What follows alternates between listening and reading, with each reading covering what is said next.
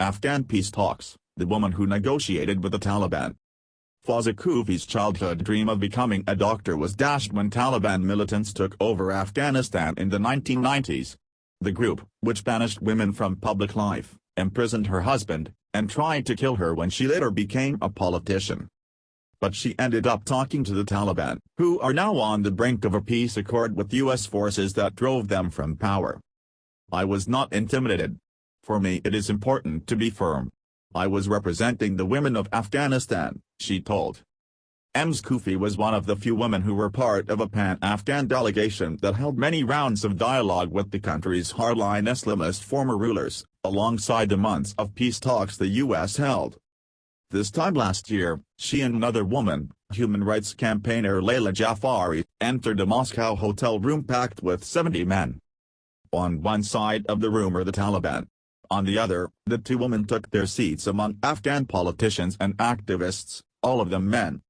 I told them that Afghanistan was now represented by diverse views and the country was not bound by one ideology, she said. Some members of the Taliban delegation were looking at me. A few were taking notes. Some others were just looking elsewhere. During the long talks process, the Taliban have refused to engage directly with the Afghan government, saying they don't recognize a puppet government. But after sustained pressure from the US and Russia, a compromise was struck and the group agreed to talk to an unofficial Afghan delegation. Ms. Koofi was part of that team on 3 occasions. As someone whose life was dramatically altered by the Taliban, she confronted them directly about women's rights, saying more women should be included in the peace process. After the Taliban fell, Ms. Koofi worked for the United Nations, rehabilitating former child soldiers. She was also left with 2 daughters to bring up on her own after her husband died of tuberculosis, contracted during his time in prison.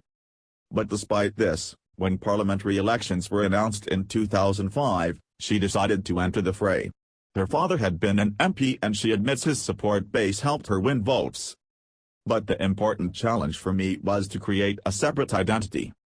She went on to become Deputy Speaker of Parliament in the first of her 2 terms as an MP. It was during this time she escaped the Taliban attempt to kill her in the south of the country.